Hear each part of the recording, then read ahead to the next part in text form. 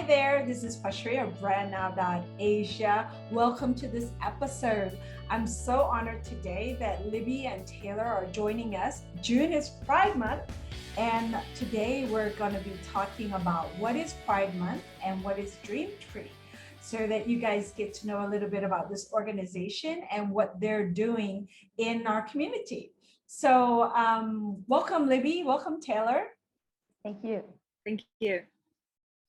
So let me start with you, Taylor. Can you give a little bit of an introduction?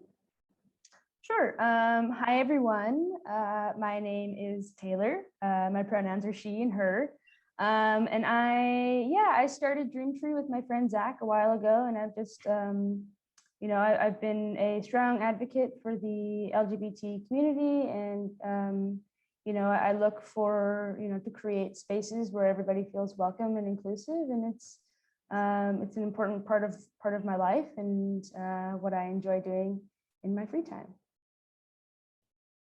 Thanks, Taylor. So Libby, tell us about yourself. Well, I've just joined Taylor in the Dreamtree quest, so I'm relatively new to it, but I love the philosophies of it and really excited to work with it going forward. I don't know what else to tell you. I'm South African, I'm a teacher, and also very invested in gay rights and safe spaces and inclusivity. I think it's really important, especially in education and in social sphere. All right. So for those of us who joined and don't know what is Pride Month, Libby, can you tell us what is Pride Month? So Pride Month has a really rich history. It's going back to the Stonewall riots in the 60s in America, excuse me. And in the Stonewall riots, it was when people were being persecuted in the States for their sexuality and gender identities. And it basically was a catalyst for creating a much more politicized movement around gay rights in America. And it became a kind of launch point across the world globally for people to unify and become more political and push for more gay rights, more inclusivity. And it's comes from that. So it was in June of 1969, I think, and the first Pride March was held in 1970, a year after the Stonewall riots. So it's celebrated every year based on those dates. Also, it's really important to, it's important to us as a community. I didn't know it was like, it dated back to 1969. Yeah, it's got a long history, and it's actually, the Stonewall Inn is now a memorial since Obama kind of said that it should be held as a memorial place for gay rights, memorial site. So that's really cool. The Pride Month is really important because it's a time that the queer community can kind of celebrate the ability we have to live our lives authentically, to be free in the way we live our lives, the way we love the people we love, and the way we express ourselves. It's also a very important reminder to look back at the history of Pride and the history of gay rights and homosexuality and the way that people have been persecuted, and to celebrate that freedom that we have now, and to remember that it's not exactly that everyone has complete freedom now. We are still fighting for the equality across the globe, and there are still people being persecuted, harassed, etc., because of their sexuality or gender identity. So it's a very important time of the year for the queer community. Excellent. So you covered like why it's important to celebrate and acknowledge. You mentioned that there's a Stonewall by Barack Obama. Where is that place, by the way? So Stonewall Inn it's in the States. Where is it? I've forgotten where it is, but it's in America. Sorry, Taylor? New York. Is it in New York? Okay, so it's in New York, and it's now a memorial site. Yeah. Oh, okay. Have you visited, Taylor? I have not, actually. It's definitely on the bucket list, though. I would love that experience. Okay, I'll look that up after this session. So that's nice to know.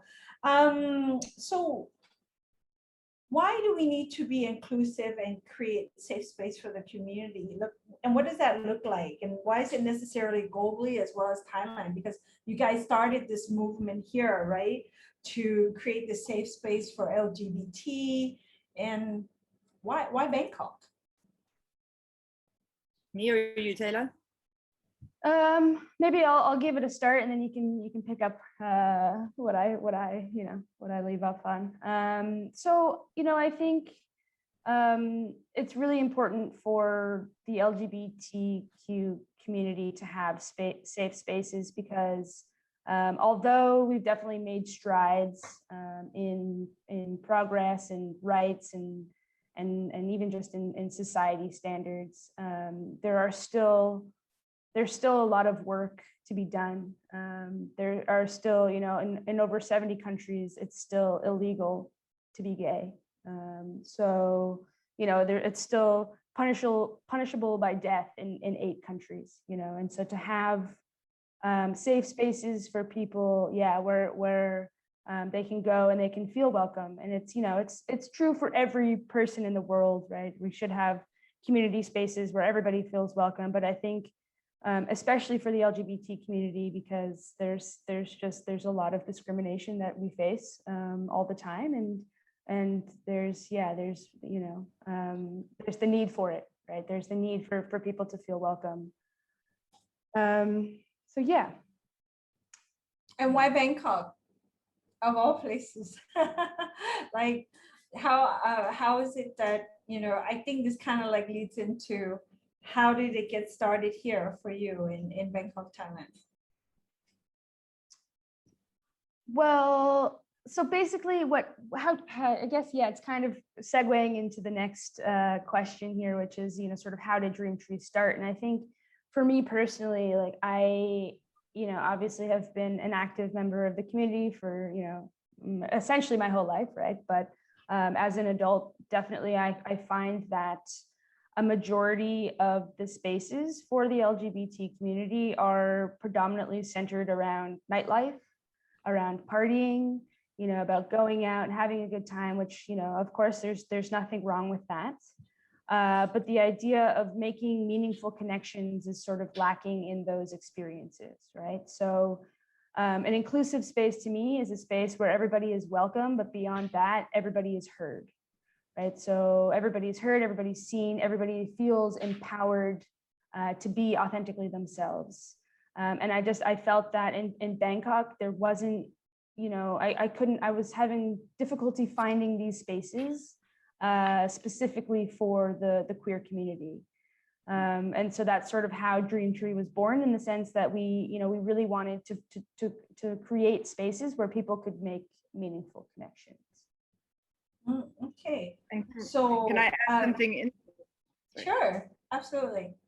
I just wanted to say, like, building on what Taylor said about the lack of kind of conscious queer spaces in Bangkok, what's really interesting about Thailand is that Thailand is kind of internationally promoted as a very queer friendly and open community. But there is that openness amongst the younger generation and amongst, in general, kind of the expat community, but there's still a lot of harassment and kind of exclusion that goes on, especially when people are not identifying with the stereotypical presentation of masculinity and femininity. So there's still that kind of misunderstanding or block in the queer community around particularly presentations of masculinity and femininity. And I think that's why it's so important to globally, but in Thailand, in Bangkok, to have a space for people that they can feel comfortable, safe, and at home with a community of non-judgmental and like-minded people. Mm-hmm.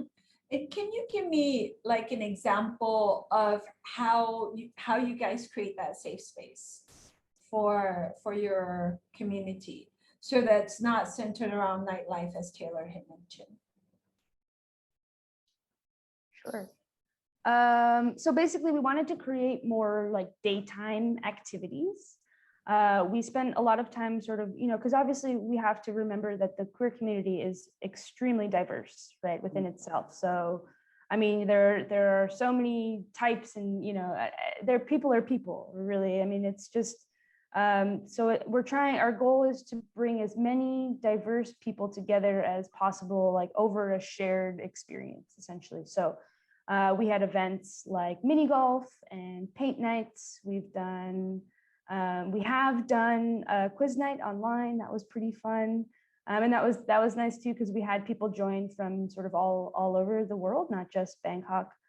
We have done a few nighttime parties, but we really focus on trying to create a space where everyone is welcome. I think that's another major part of what we try to achieve at Dreamtree, is trying to make sure that allies are welcome, and we don't just want one subset of the LGBT community, because what we're looking for is to create connections with people that are similar and like-minded, but at the same time are diverse and unique.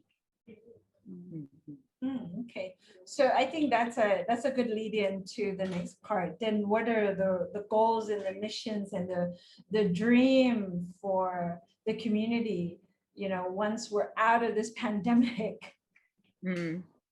So I think going forward with Dreamtree, like Taylor said, and we've kind of mentioned a few times, is the importance of kind of creating a sense of belonging and a sense of community amongst the LGBTQ community in Bangkok and in Thailand.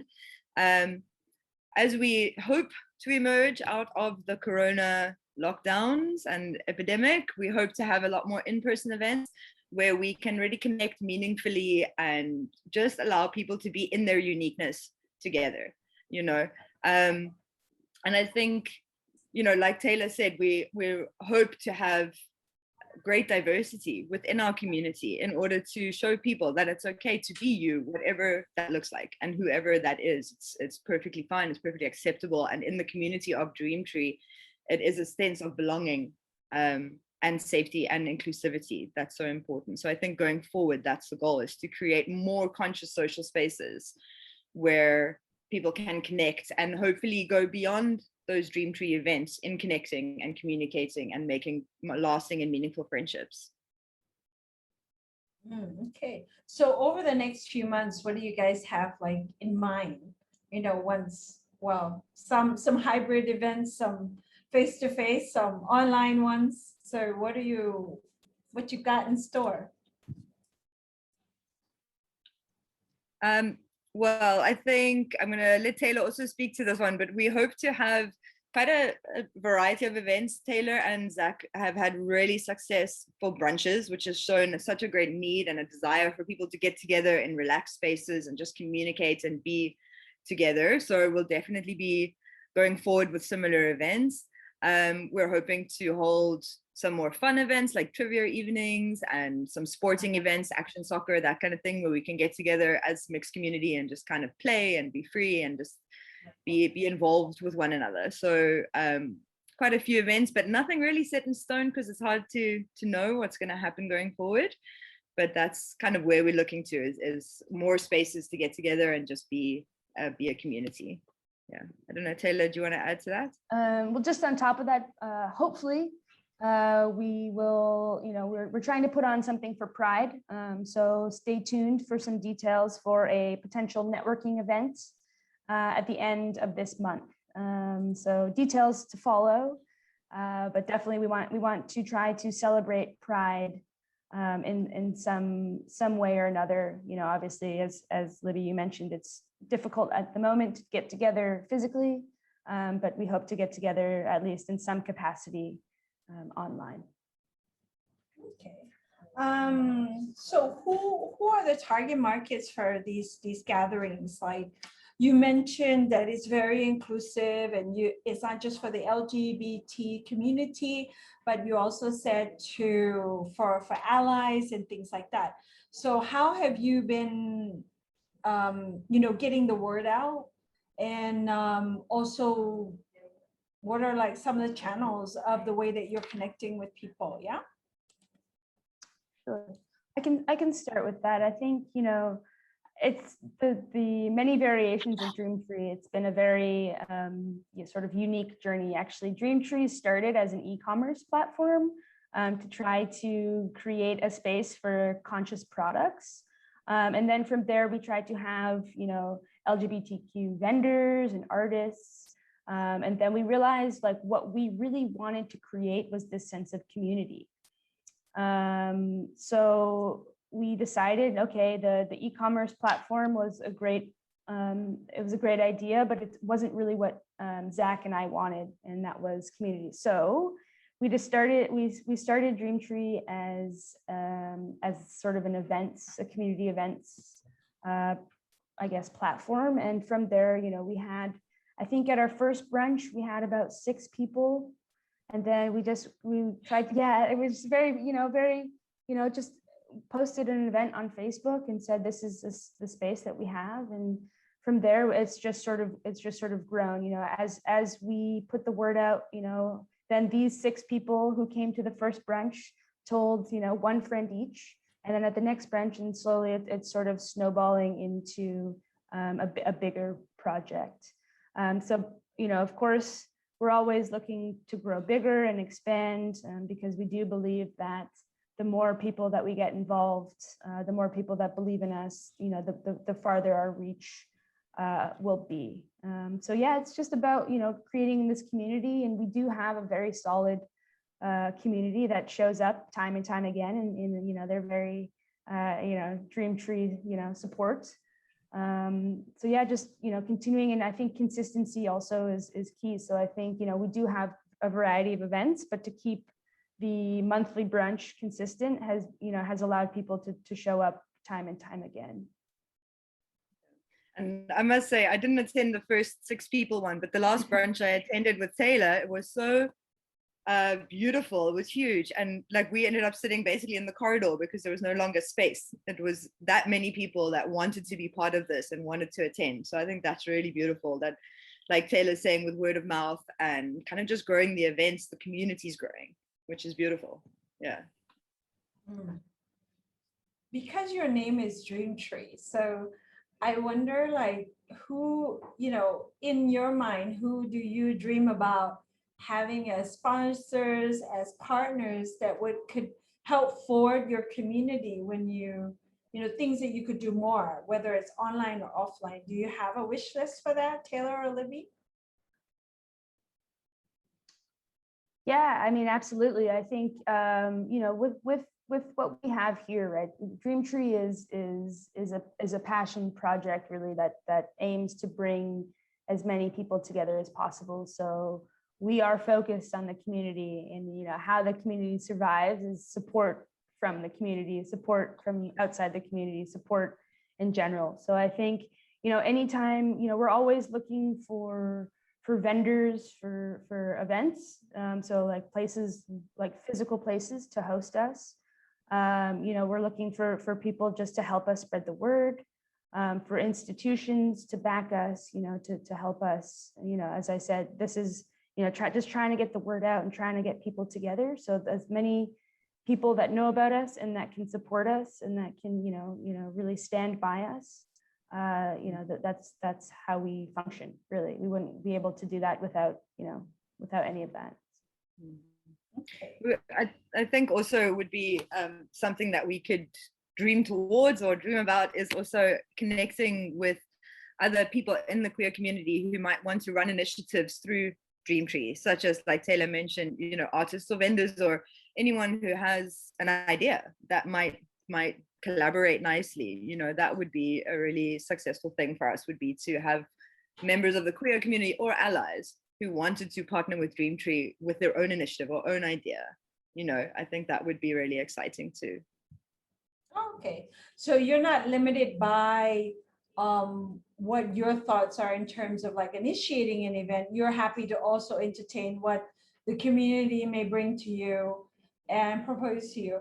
I remember one of my girlfriends, she's actually she because I used to run networking events for about 15 years, and I shifted my focus more towards the branding communications agency in the recent past because of the changing business model that we had.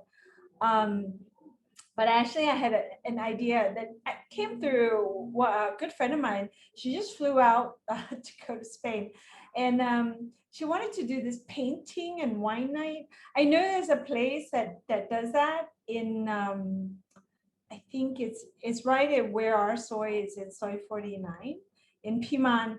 But she was thinking about doing this as like a rotational thing to different restaurants. You know what I mean? It could be, a Sunday brunch, paint with Taylor, and then 2 weeks later, like you do it one as a, let's say, because I think when I met Taylor was at Indus, right? Yes, at the market. Yeah, it was an event there that was happening. It was a brunch thing, if I recall, yes. And but she was suggesting that, as a rotational thing, and different art people could be involved, like, because everybody's got their flair. Some people are more into Mhm. sketches. I think maybe Amy, Mhm. Amy and her dots. Yeah. Got her dots everywhere, right? So everybody brings something a little bit different to the table, right? Yes, yes. So just to What's hear it out interesting, of you guys. Yeah. yeah. So, What's interesting. Libby, sorry, go ahead. No, I was just going to say what's interesting is the way that I connected with Taylor to sort of kind of continue this process was actually through the fact that that we were chatting and she spoke to me about my interests and my passions, and we came up with an event based on that. So it is very open to people's own interests and passions and bringing what they have to the table to expand and kind of share skills, share whatever with the community. Yeah. What was that event then, Libby? We had to cancel it, unfortunately, because of the corona, but we were planning on doing a reverse painting workshop at a venue in nearby Tongo, but we had to unfortunately cancel. But it was exactly what you were speaking about, kind of an arts get together and having snacks, being comfortable, socializing, and making something beautiful. So it's a really, a beautiful kind of idea. Yeah. And one of the things that I think Taylor told me about was the swap meet that you guys had. I thought that was really cute because you remember, like, everybody brought, it was like a swap meet. In the US, we have them. The close In swap. Thailand, we don't have them. It's like a secondhand thing. Yeah. It was like one of my aunts, she's passed on now, but she loved going to the swap meet. Absolutely. Yeah, so we were Do you doing have a that swap meet in your country, Libby? Sorry, say again? Do you have a swap meet in your country? Not really. No, sadly. I come from South Africa and it's more like we don't have swap meets. No, would be lovely, but we don't have it. Yeah. What were you saying, Taylor? I was going to say we were partnering with Seeds and Sunshine Cafe in Ekamai, and we were doing that for a little bit. And actually, unfortunately, it was a bit too much for Zach and I to take on at the time, but it's still happening at Seeds and Sunshine, and they're still doing it. I think it's the first weekend of every month. So if you want to check it out, I highly recommend it. They have clothes and books and knickknacks and the last one, and then they donate everything that isn't swapped out to either Second Chance or the Mercy Center or some sort of organization that helps the less privileged, which is a great initiative. Yeah, nice to know. All right. Yeah. So Seeds and Sunshine, you said, yeah. Mm-hmm. Yeah, right. And they're also they have helped us with a lot of actually the first brunch that we had was there with the 6 people. So definitely allies and a great business to support us. Okay, so what does the immediate future look like for Dreamtree? I know we have a little bit of unpredictability right now because the vaccine is just being rolled out, but in a perfect world, you can always dream, right? So tell me. So right now, actually, we're partnering with another organization called Mindful Sparks, and they do mindful education. And the program that we're working on developing at the moment is an inclusion training for educators.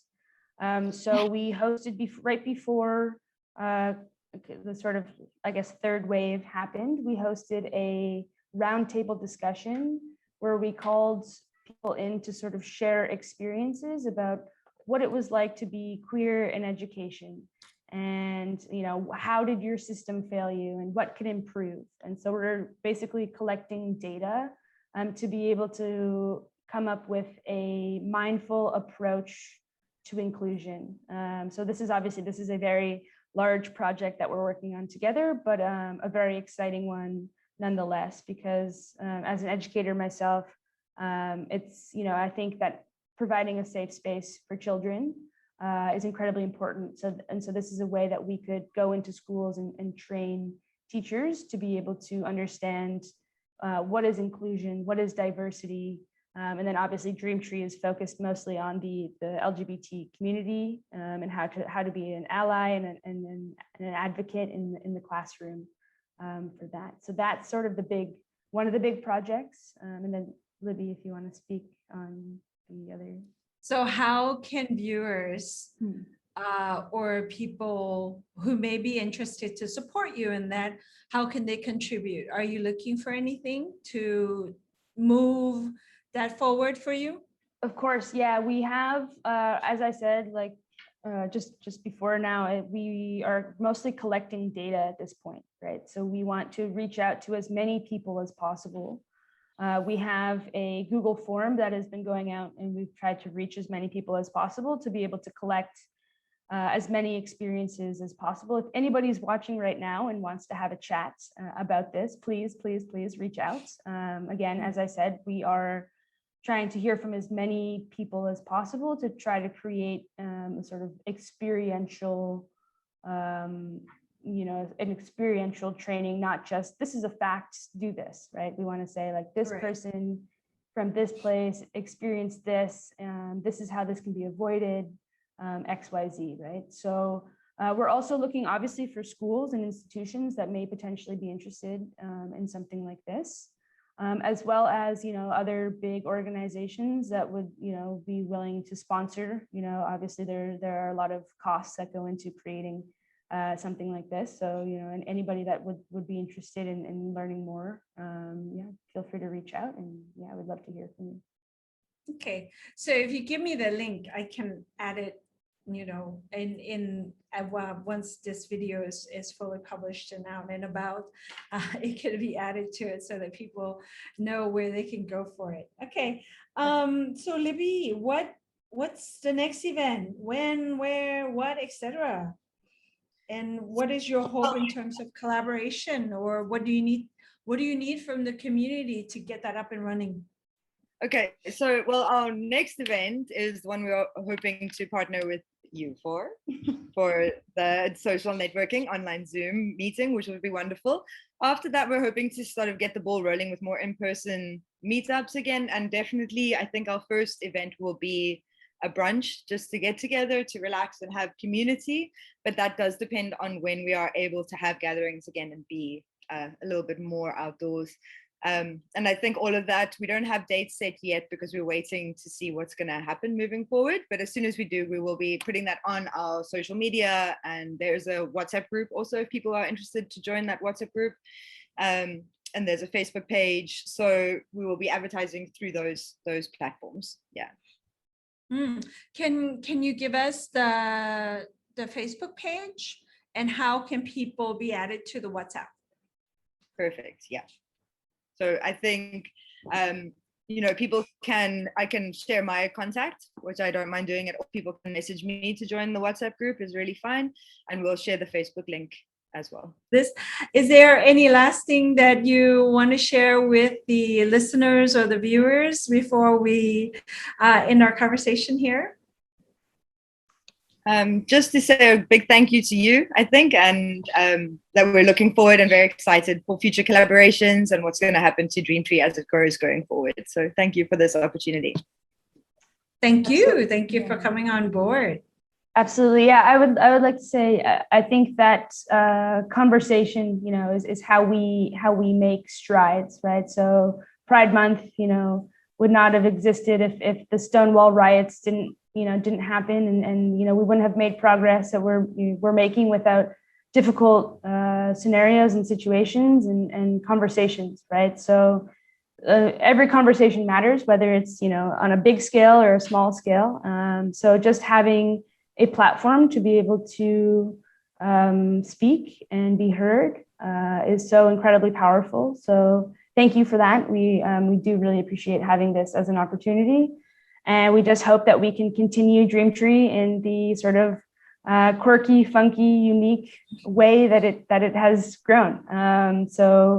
We're excited for the future, and we look forward to all the various projects and events that are happening now and that will continue to happen in the future.